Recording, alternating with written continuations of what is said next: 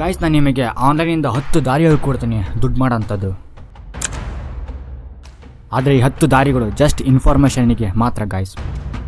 ಈ 10 ದಾರಿಗಳಲ್ಲಿ ಮೊದಲೇದು YouTube guys. ಯೂಟ್ಯೂಬಲ್ಲಿ ದುಡ್ಡು ಮಾಡೋರು ಹೋದರೆ ಮಾಡದೇ ಇರೋರು ಇದ್ದಾರೆ ನಂತರ. But is very complicated guys. But ಯೂಟ್ಯೂಬಲ್ಲಿ ಗ್ರೋತ್ ಆಗ್ಬೋದು, ಆಗದೇ ಇರ್ಬೋದು.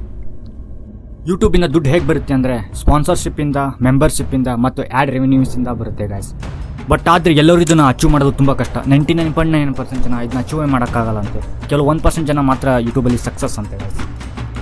Top 2 freelance. ಬೇರೆ ಯೂಟ್ಯೂಬರ್ಸ್ಗೆ ವಿಡಿಯೋ ಎಡಿಟಿಂಗ್ ಹೆಲ್ಪ್ ಮಾಡೋದು. ಅಂದರೆ ಆನ್ಲೈನ್ ಮೂಲಕ ರೆಸ್ಯೂಮೆ ಹಾಕಿದರೆ ಸಿಗೋ ಚಾನ್ಸಸ್ ಇರುತ್ತೆ. ಬಟ್ ಎಡಿಟಿಂಗ್ ಮಾಡ್ಬೇಕಂದ್ರೆ ತುಂಬ ತಲೆ ಕೆಡೋಂಥದ್ದು ಗಾಯ್ಸ್, ತುಂಬ ಸ್ಟ್ರೆಸ್ ಆಗುತ್ತೆ.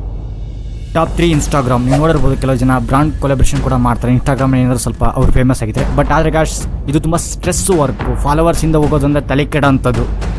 ಫಾಲೋವರ್ಸಿನ ಕಮ್ಮಿ ಆತಂದರೆ ಕೆಲವೊಬ್ಬರು ನೋಡ್ತೀವಿ, ನಾವು ಸುಸೈಡ್ ಕೂಡ ಮಾಡ್ಕೊಂಡು ಈ ಥರ ನಾವು ಕೆಲವು ವಿಷಯಗಳನ್ನ ಕೇಳಿರ್ತೀವಿ. ವೆರಿ ಕಾಂಪ್ಲಿಕೇಟ್ ಆದರೆ ಇನ್ಸ್ಟಾಗ್ರಾಮ್ ಕೂಡ. Top 4 online selling business. ಅಕಸ್ಮಾತ್ ನಿಮ್ಮ ಹತ್ರ ಒಂದು ಟಿಕ್ಟಾಕ್ ಫಾಲೋವರ್ಸ್ ಇದ್ದರೆ ಕೆಲವು ಜನ ಕೋರ್ಸ್ನ ಸೇಲ್ ಮಾಡ್ತಾರೆ, ಇಲ್ಲಾಂದರೆ ಅವ್ರದ್ದೇ ಬ್ರ್ಯಾಂಡ್ನ ಸೇಲ್ ಮಾಡ್ತಾರೆ. ಈ ಥರನೂ ಕೂಡ ಅರ್ನ್ ಮಾಡ್ತಾರೆ.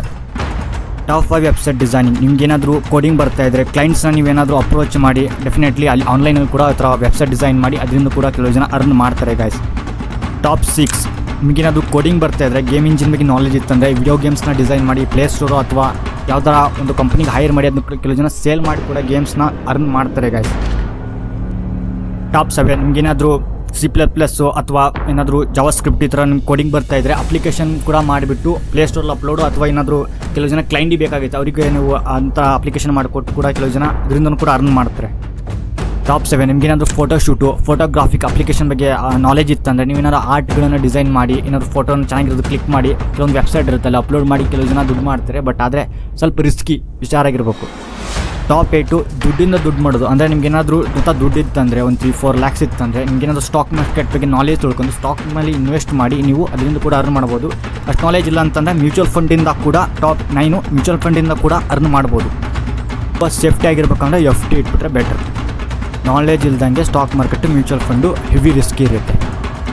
ಟಾಪ್ 10 ಕೆಲವೊಂದು ವೆಬ್ಸೈಟು ಆ ವೆಬ್ಸೈಟಿಗೆ ಹೋಗಿ ಆ ವೆಬ್ಸೈಟ್ ಯೂಸ್ ಮಾಡಿ ಅಥವಾ ಏನಾದರೂ ಗೇಮ್ಸ್ನ ಆಡಿದರೆ ಆ ವೆಬ್ಸೈಟಲ್ಲಿ ಕೆಲವೊಂದಿಷ್ಟು ₹1-5 ಮನಿ ಕೊಡ್ತಿರು. ಬಟ್ ಅದರಿಂದ ಏನು ಯೂಸ್ ಇಲ್ಲ, ಡೆಫಿನೆಟ್ಲಿ ಏನೂ ಯೂಸ್ ಇಲ್ಲ. ಕರೆನ್ಸಿ ಆಕ್ಷನ್ ಬೇಕಂತ ಕೂಡ ನಾವು ಒಂದು ಸಲ ಯೂಸ್ ಮಾಡಿದ್ದೆ ಅವಾಗ ದುಡ್ಡಿಲ್ದಾಗೆ.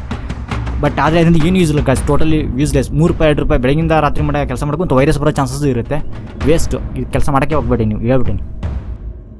ಇವೇ ಗಾಯ್ಸ್ ಟಾಪ್ 10 ದಾರಿ ಆನ್ಲೈನಿಂದ ಅರ್ನ್ ಮಾಡೋಂಥದ್ದು. ಬಟ್ ಆದರೆ ಇದರಿಂದ ನನಗೆ ₹1 ಕೂಡ ಲಾಭ ಆಗಿಲ್ಲ. ಬಟ್ ಈ ಥರ ದಾರಿಗಳಿವೆ ಅಂತ ಹೇಳಿದ್ದೀನಿ. ಯಾರು ಇದನ್ನು ಯೂಸ್ ಮಾಡಬೇಕು ಅಂತ ಹೇಳ್ತಲ್ಲ, ಜಸ್ಟ್ ಇನ್ಫಾರ್ಮೇಷನಿಗೆ ಮಾತ್ರ ಹೇಳಿದ್ದು.